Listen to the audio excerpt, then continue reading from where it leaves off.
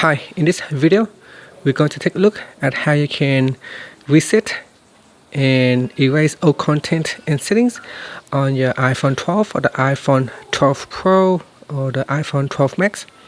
So first, let's go back to your home screen by swiping up at the bottom of the screen.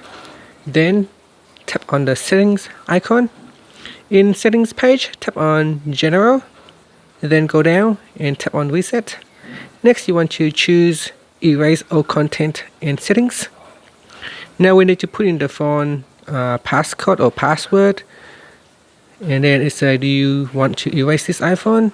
Now before you do this, if you have anything that you need to keep, make sure you back them up to your iCloud or back them up to your computer.